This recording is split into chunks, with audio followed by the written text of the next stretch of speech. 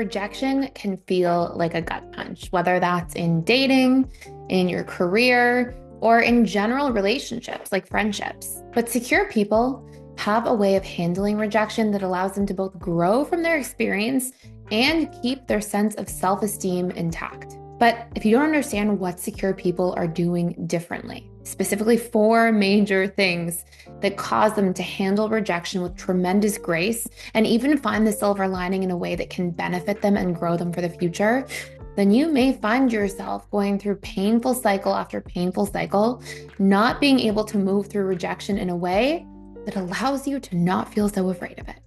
So in today's video, we are going to cover 4 key points about what secure people do differently that allow them to thrive whether or not a rejection is taking place. Now, if you're new to this channel, my name is Gibson. I'm so happy that you stopped by. I put daily videos out here about relationships, dating, attachment theory, and healing.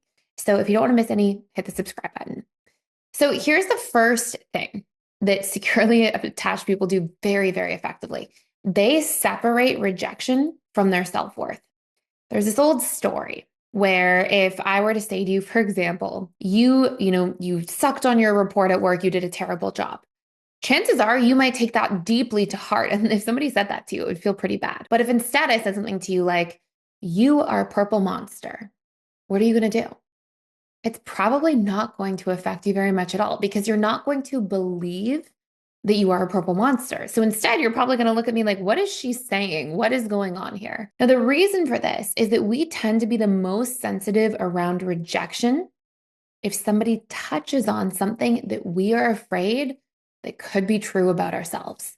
If somebody says something and you don't believe what they're saying because you are not putting yourself down, it has very little ability to actually affect you.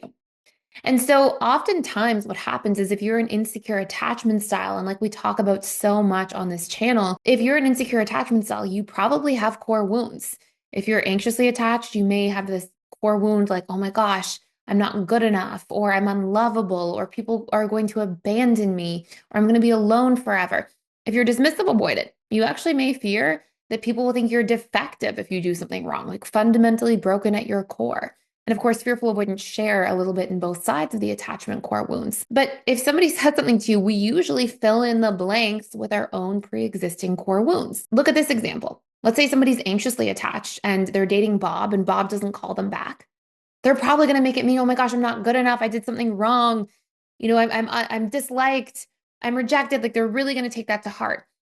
If somebody dismissive avoidant doesn't get a call back immediately from Bob, they're probably going to be like, oh, I'm glad there's no pressure on this and we're taking things slow.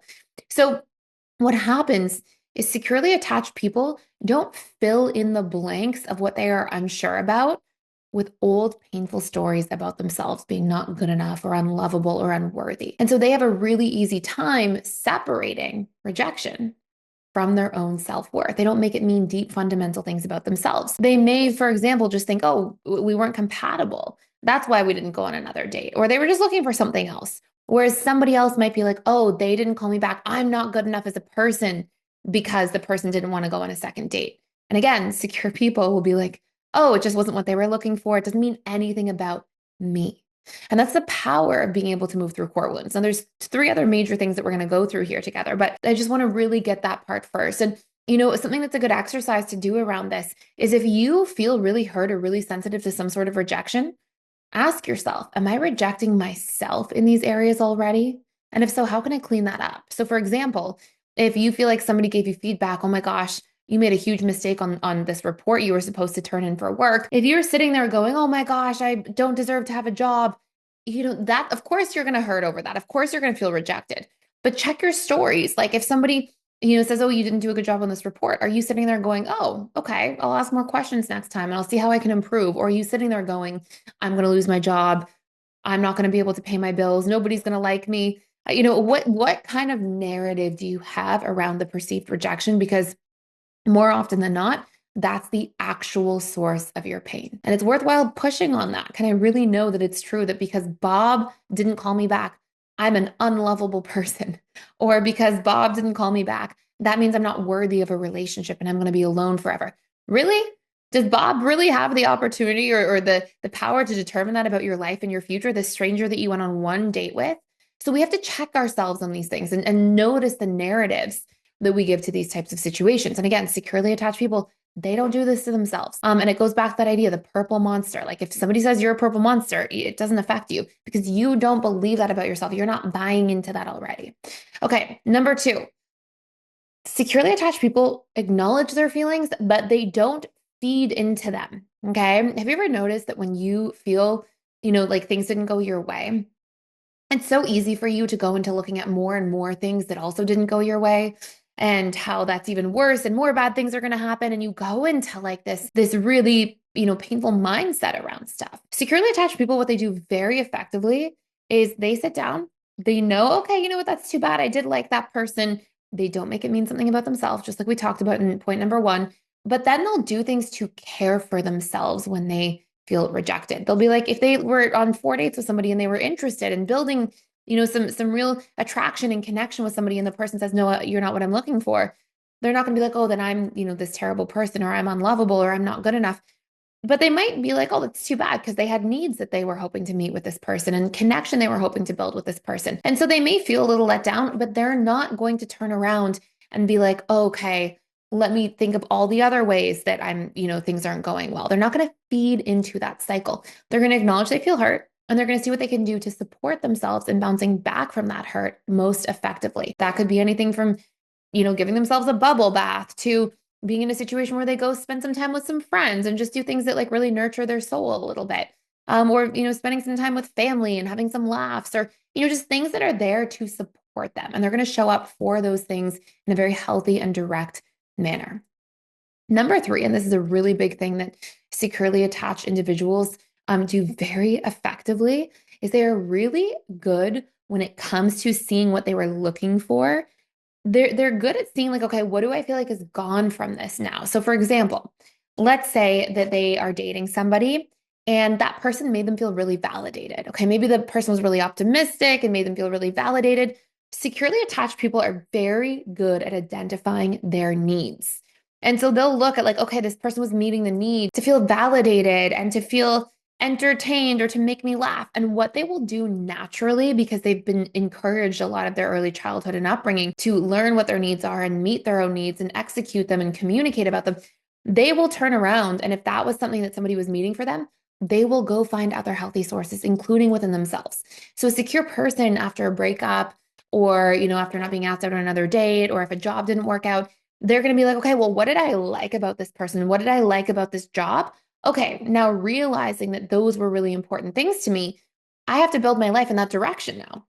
So if it was a job where they felt they had freedom and flexibility, they'll take away from that. They'll introspect about that and analyze about that and be like, okay, I need to go now find a job with more freedom and flexibility for what I do next because I realize that's important to me. Or if I was really interested in that person who it didn't work out with because they were really uplifting, they made me laugh, whatever it might be.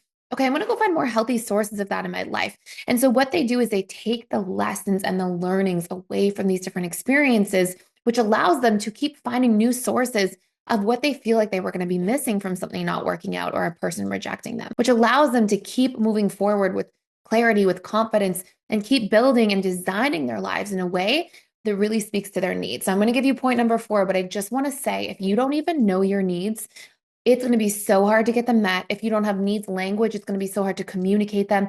If you don't know what your needs are, it's going to be hard to self-soothe. So if these are things that you want to work on, you can check out a full course all about identifying your needs. It'll help you get so clear about how to self-soothe, how to know what to communicate and convey in your relationships to people around you so you can feel more seen and heard. And the course is fully for free just for a limited time. I will put that description in the link in the link in the description down below. Okay, number 4.